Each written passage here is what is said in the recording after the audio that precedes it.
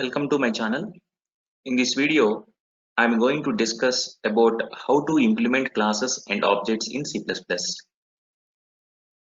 Generally, in object-oriented programming, the problem can be divided into smaller entities called objects. As you know, the objects contains two properties, that is state and behavior. These objects are implemented by using a special user-defined data type called class. What is a class? The class is nothing but collection of objects. That is, the entire set of data and the code of an object can be made a user-defined data type with the help of class. A class is a way to bind the data and its associated functions together. How to specify a class? The class specification has two parts. One is class declarations, second one is class function definitions.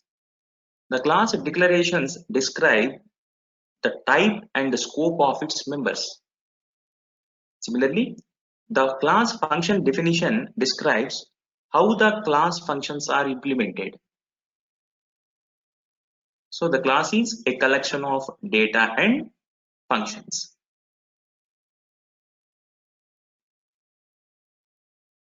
So the general structure of a class is, the class can be represented by using a keyword called class, class name. The class is enclosed with the opening brace and closing brace, and the class is terminated by semicolon. The class body contains variable declarations and function declarations. These variable declarations and function declarations are collectively referred as class members. These class members are usually grouped together under three sections: private, public, and protected. What is private and public and protected? These three are access specifiers or visibility labels. According to the requirement of the program, you are declaring your variables and functions as private or public or protected. And one more thing, the variables declared in the class are known as data members. And the functions declared in the class are known as member functions. So there are three access specifiers used. Those are private, public, and protected. Suppose if you are declaring your class members as private, it is visible only within the class. If you are declaring your class members as public, it is visible to outside also. That is, the data is accessible by outside functions also. When you are declaring your class variables or class members as protected, that is, generally the protected is used in inheritance concept. And one more important point here is, by default, the class members are private. Suppose if you are not mentioning the access specifier, that is, if you are not mentioning any access specifier, by default the class member are private. So this is the general representation of a class. If you are declaring your variables as private, those variables are visible within the class. Only the functions within the class can access those variables directly. Okay. Next, see the example. Class is a keyword. Here student is a class name. In that, two variables are declared, that is roll number and name. Those two are data members or member variables.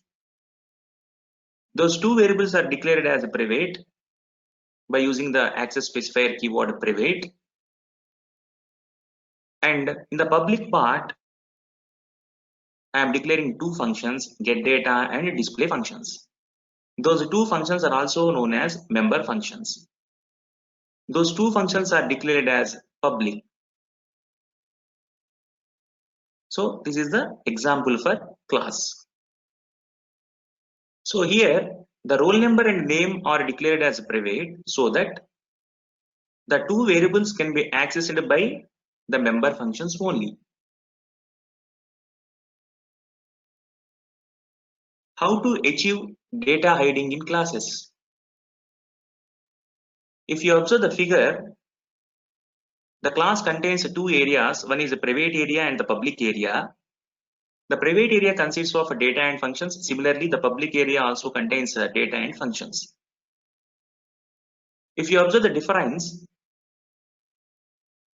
when you are declaring your variables and functions as private, that is, when you are declaring your class members as private, it is only visible within the class only. That is, the data is not accessible by outside functions.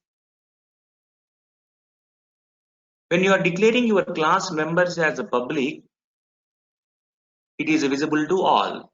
That is the case. If you observe, no entry to private area. Similarly, when you are declaring your variables and functions as public, entry is possible. That is, outside classes, outside functions are also accessible, your data. And similarly, when you are declaring your data and functions as private, the functions which are declared in the public part in your class can access those data directly. Okay, so how the data hiding is possible means, if you are declaring your variables as a private, thereby it is visible only within the class. Automatically, the data hiding is possible. That is, the data is not accessible by outside world. So this is the concept of data hiding, one important feature of object-oriented system. And one more important feature of object-oriented system is encapsulation. What is encapsulation in the sense? Wrapping up of data and functions into single unit. That is, binding up of data and functions into single unit. It is possible in terms of class.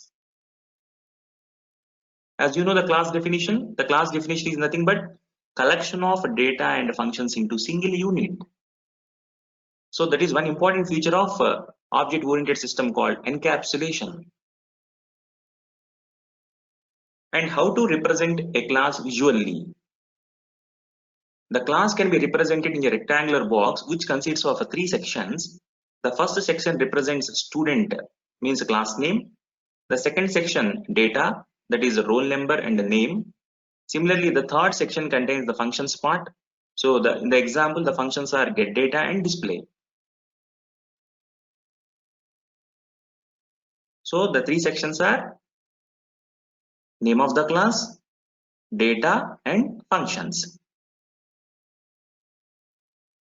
Next, how to create objects.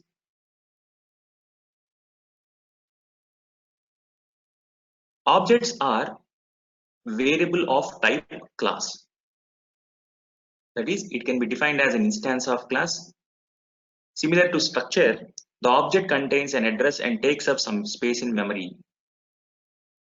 And one important point here is, once a class is defined, you can create a number of objects. Similar to normal variable, the objects are also defined like that.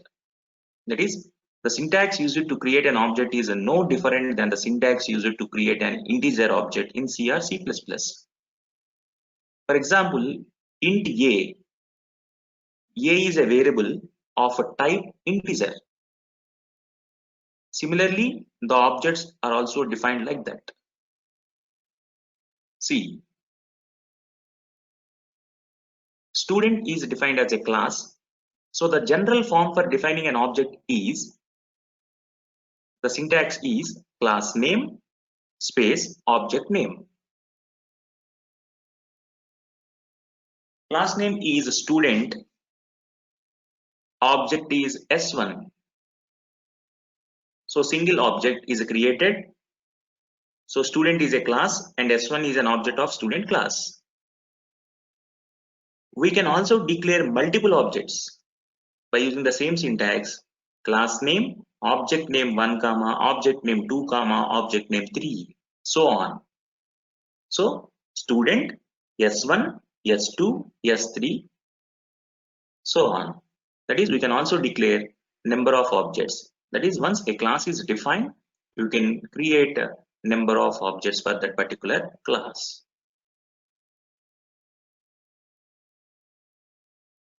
How to access class members? So you see the example, the class name is student. In that private section is there, public section is there. So how to access the class members? That is, how to access the roll number, how to access the name. If you are declaring your variables, that is roll number and the name, as private, those two variables can be accessed by member functions only. In the main function or in the main method, the main function cannot access the roll number and name directly. Why? Because these variables are declared in a class. So the private data of a class can be accessed by member functions through objects. How it is possible? See the structure. Syntax for calling a member function. What is the syntax here? The syntax is object name dot function name. If any parameters are there, you have to pass that parameters also. So observe the example. The function names are getData and display. In the main function, one object is created, that is the student space S1. How to access the roll number and name using member functions? It is possible or it can be achieved by using objects. By using the following syntax. Object name, that is S1 dot function name. The function name is getData. If any arguments are there, you have to pass that arguments also. Here, no arguments. Similarly, the second function is a display. We have to call that function as S1 object name dot. The function name is a display. No parameters are there here also. So this is the structure or representation or syntax for calling a member function. That is, you can access your private variables through member functions only. So it can be called by using the object name. Object name dot function name with any parameters are there. So this is the syntax. And one more, suppose if you are declaring your variables as public, see the example here. The class student, the student contains two variables, roll number and name. I am declaring my variables as public. Roll number and name are public. And two functions are there, getData and display also. So if you are declaring your variables as public, it can be accessed by objects directly. That is, object name dot variable name equal to value. For example, the object student S1 is an object of student class. So I am accessing the roll number and name directly because those two are declared as public. So S1 dot roll number equal to 501. It is a valid statement. S1 dot name equal to, in double quotations, the name Kumar. It is also a valid statement. Why? Because those two, roll number and name, are declared as public. this is the case. And one more important concept is how to define a member function. In the example part, you are declaring two variables, you are declaring two functions. So the variables are known as data members, the functions are known as member functions. But how to define a member function? The member function can be defined in two ways. One is outside the class definition or inside the class definition. There are two ways. Now see, defining member functions outside the class. Suppose if I want to define my member function outside the class, it is possible or it can be achieved by using a scope resolution operator. So the syntax for defining member functions outside the class is return type, class name, scope resolution operator, function name with any parameters. In that, the function body, that is your logic part. So return type means type of data that is to be written, and the class name, scope resolution operator, and the function name with parameters. So what is scope resolution operator here? The scope resolution operator is used, that is, the scope resolution operator tells the compiler that the function name is belonging to particular class. That is, I am defining my function or my member function outside the class. So it can be possible by using scope resolution operator. It tells the compiler that the function name is belonging to particular class name. See the example. So in the public part, two functions are there, get data with one parameter. Similarly, one more function called display function.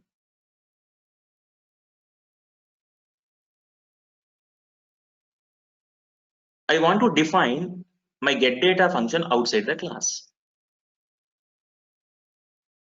So it is possible by using scope resolution operator. The return type is void. The class name is student. Scope resolution operator, it is represented by two columns. And the function name is get data. One parameter is int x. In that, the logic is there. The logic is the x is assigned to roll number. The x is assigned to roll number. So this is the way of calling the method get data. In main method, the function is called as get data with parameter 501. So the control immediately passes to the get data function, and the 501 is assigned to x. In that logic, that is in that function body, that x value is assigned to roll number. So finally, the roll number is 501. Similarly, I want to display my roll number onto the screen by using the display function. I want to define my display function outside the class. How it is possible? It is possible by using scope resolution operator. Again, return type void, the class name is the student, scope resolution operator, the function name is display. In that, the cout statement is there, the message roll number equal to, the variable name is roll number. So this is the way of defining the function outside the class. And the second way is defining your member function inside the class. So the first way is outside the class. The second way is defining your member function inside the class. It is similar to normal function definition. It is possible by replacing the function declaration with the actual function definition inside the class. In the previous example, you are defining your member function outside the class. It can be achieved by using a scope resolution operator. But here, no scope resolution operator is used. Why? Because you are defining your member function inside the class. So that is similar to normal function definition. If you observe the getData function here, the getData function definition is defined inside the class. And void display semicolon, it is a function declaration only. It is not defined inside the class. That is, it is defined, for example, if you want to define outside the class, it is possible by using scope resolution operator. So directly you have to define your function inside the class also by using the following example. Void get data with one parameter. Here the direct logic is there. The X is assigned to roll number. If you observe the previous, this is the previous one, that is outside the class. Compulsory scope resolution operator is used. This is inside the class. One important point is when you are defining your member functions inside the class, those are known as inline functions. Again, I repeat, when you are defining your member functions inside the class, those are referred as inline functions. Okay, so this is about the member functions are defined inside the class. Now I will explain how to define a class, how to define objects, how to define member function, that is inside the class and outside the class with the example program. So see the first example. So here the class is represented by using a keyword class. Class name is a student. So the class body contains two sections, private section and the public section. The roll number and the name are the two variables declared as private. So the roll number is of type integer, the name is of type character array. In the public part, I am declaring two functions, getData and display function. Now I want to define the getData function and display function outside the class. So for defining the functions outside the class, the syntax is return type, class name, scope resolution operator, function name. So see, the return type is void, the class name is a student, scope resolution operator, the function name is getData. So with no parameters. If any parameters are there, you have to pass that parameters also. So in that some logic is there. My logic is, so reading the data, that is a roll number and a name from the console. For that, I am using the cout and cin statements in the getData function. Similarly, after reading the data, I want to display that roll number and name onto the screen by using display function. The display function is also defined outside the class by using the same syntax. See, void, the class name is student, scope resolution operator, and the function name is a display. In that, the corresponding roll number and the name to be displayed. So the concept is defining the member functions outside the class. And one more thing, you are declaring your variables roll number and name as private. When you are declaring your roll number and name as private, only the member functions within the class can access those variables directly. That is, the data is hidden. That is, the data is visible only within the class because your variables are declared as private. And now coming to the main function, in the main function, I am creating three objects S1, S2, S3. S1, S2, S3 are the objects of class student. Now, how to access the class members? The class members can be accessed by member functions. It can also be possible through objects. That is, object name dot function name with any parameters are there. So the object name is S1. The function name is getData. Here we use the dot operator S1 dot getData. So I am creating three objects. That is, I am entering three student details by using getData function. For that, S1 dot getData, S2 dot getData, S3 dot getData. After reading the data from the console, my aim is to display the result onto the screen. For that, I am using the display function. So S1 dot display, similarly S2 dot display, similarly S3 dot display. Suppose if S1 dot getData is called, the control immediately goes to the getData function. That is the getData function. In that getData, the corresponding statements are executed. How many times the getData is called? The getData is called 3 times. So 3 times that statements are executed, and after that display function is executed for student 1, student 2, student 3. That is the case. If you observe the output, enter your roll number. That is the first object S1, 501. Enter name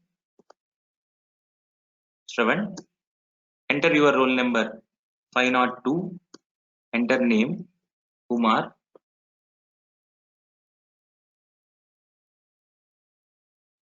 Enter your roll number, the third object S3. So you are calling S3 dot get data. So for that, enter your roll number 503. That is Verma. After reading the data from the console, my aim is to display the data onto the screen using display function. After calling the display function, the corresponding output to be displayed like that. Student 1 details, roll number equal to 501 and name 7. Similarly, student 2 and student 3 also. So this is a simple program.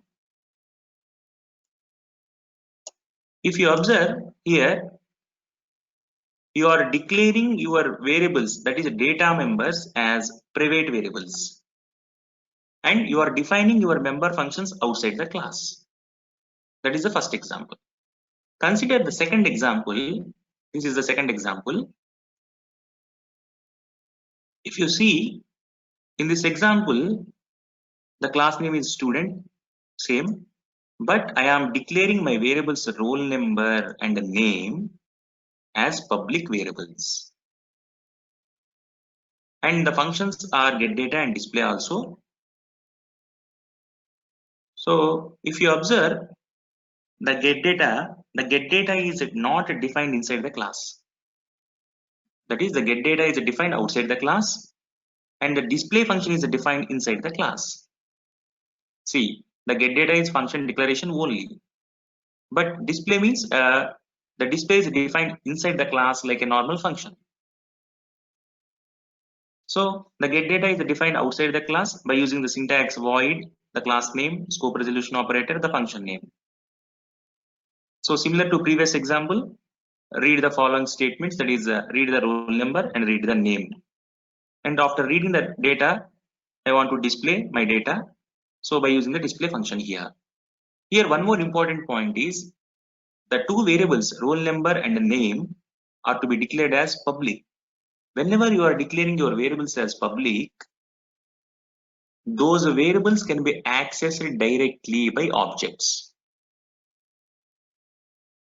What is the difference between the previous example and this example? In the previous example, your variables, that is your data members, that is roll number and name, are declared as private. The private members can be accessed by objects through member functions. That is, the functions declared within the class can access those variables only. that is private part. Suppose if you are declaring your variables as a public, the variables can be accessed by objects directly. That is the case. Okay, so when you observe the main function, two objects are created for S1, S2 of a student class. Here, if you observe these two statements, S1 dot roll number equal to 501. That is, the syntax is object name dot the variable name that is equal to some value. Similarly, S1 dot name equal to, in double quotations, the name is Shravan. So you can access the variables directly by objects.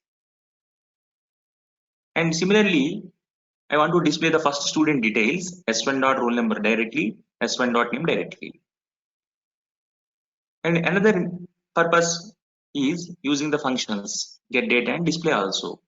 For S2, I am using the get data and display functions. So S2 dot get data, immediately the control moves to get data function, and the corresponding statements executed.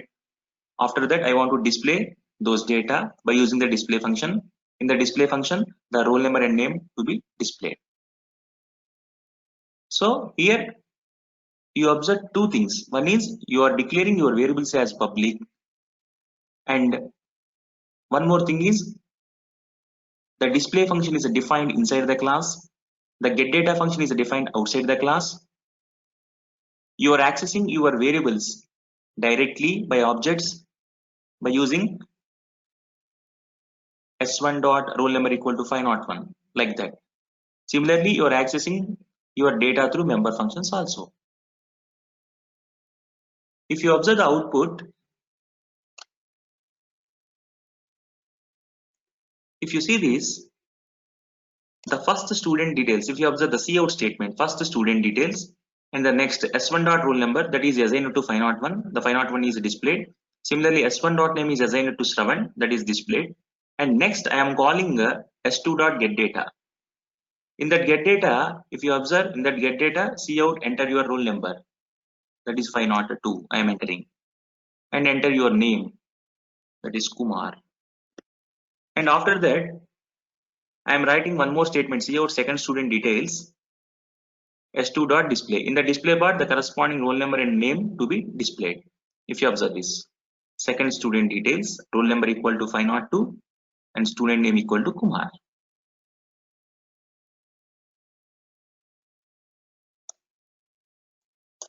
So this is the program related to classes and how to implement classes and how to define objects, how to access the class variables. That is, the case one is if you are declaring your variables as private, similarly declaring your variables as public, and how to access the private variables and how to access the public variables, and how to define a member function that is inside the class, outside the class.